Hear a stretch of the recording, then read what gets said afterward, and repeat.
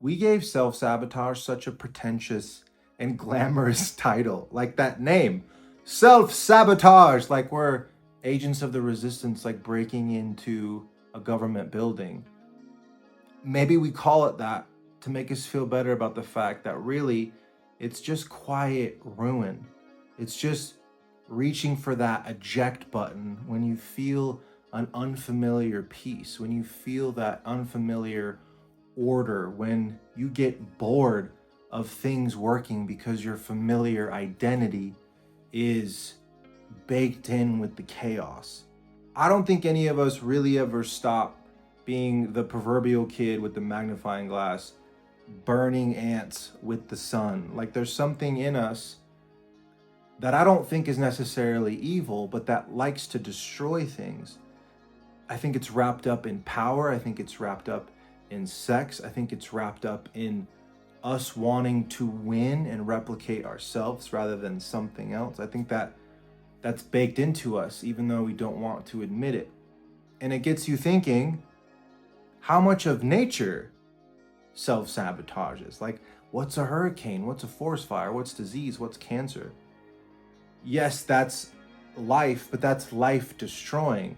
That's destroying being life. Like when a cell replicates, does that original cell die? I am rambling down an esoteric rabbit hole. I'm going to pull up. That's not what this is about. I wanted to keep this one about telling you that I am so acutely aware of my self-sabotaging patterns ending right now. And it's really weird and it's really scary and it's really new.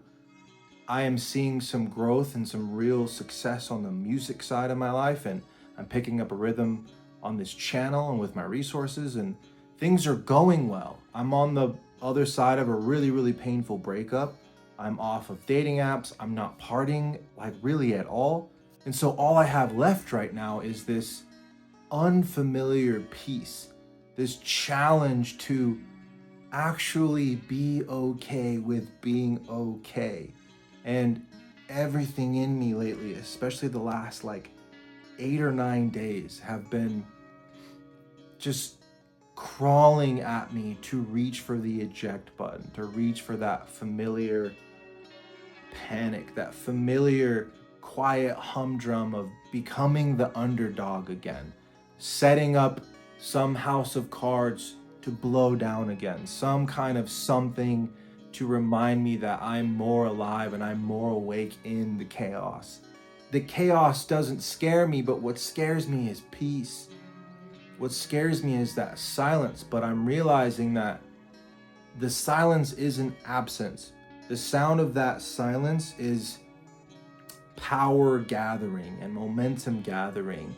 And I just have to design new ways to feel and experience quiet and order. And it has nothing to do with discipline. It's all about this really, really gnarly removing, this total reduction, this refinement, this just pushing things away that were perpetuating that story of struggle.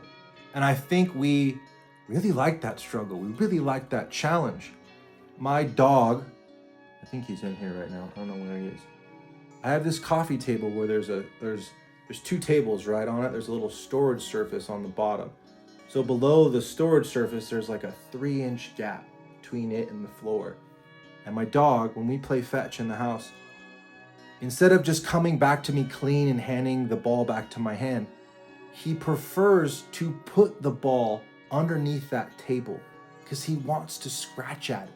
He wants to get it lost underneath that little crack and dig away at it and cave away at it. And he prefers that challenge. He prefers that over the clean handoff. And it's just so funny to observe that and observe in my friends and observe in myself right now how much we just dig into challenge. But there's such a fine line between that challenge and sabotage. Like, where does one end and the other begin? And that's what's really strange and hard, but I think important to figure out in your own life.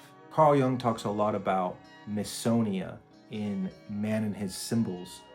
which is basically the erratic fear of novelty, the fear of the unknown. And I think for most of us, even if it's a little hard to admit, fear the peace within success. We're so good at our familiar struggle that who the fuck would you be if things actually worked? What would Wile E. Coyote do if he caught the Roadrunner? Who would he be? You know, it's who would you be? It's such an identity game. I think where it can really flip is realizing that it's sort of boring to be good at something. The pursuit of changing your ways and the new mission and the new this, and there's all this honeymoon-laced mission going on when you're trying to go after something, when you're trying to, again, change your ways. But once you change your ways, what happens there? And that's what I don't think we talk about enough, right? It's like we're all obsessed with that initial spin of gravity, that initial spin of momentum. But what happens when you start spinning and things are working and you're looking around and you're like, wow, this is new. It actually worked. So what do? Eject. Most of us eject because who would you be? Who would you be in that piece? I think ultimately for people like us, it's about staying. It's about not bouncing back into something. It's about not needing to get high off the adrenaline that you get from the overcome and really staying in the freaky piece of competence. Staying in it, even when your legs are shaking, even if you have no idea how to do this. Like you're in your big brother's pants and they are too big and they are too cool looking and you're like, I don't know how to wear these. I don't know what to do, but I made these. I gave this everything. I gave this my blood, sweat, and tears to be in these pants, and I'm going to grow into them. God, that was such a cheesy metaphor. It's a non-negotiable for me right now. It's like, dude, you either stop this cycle of familiar struggle and faking your way through it and half-assing and kind of getting by and kind of helping people, or you pass the test that proves that you deserve what you've been asking for. And that takes staying. That takes learning how to experience the silence in a totally different way and the peace in a totally different way. It's scary, it's new, it's strange, but there's different shades of color that are like coming into my existence, and it's really cool. And I hope any of this helps. We might stay on self-sabotage for another week or two. We might move on and just put it back into the resources, back into the silencer. But all in all, hope you enjoyed this one. Check out this one next. As always, I believe in you.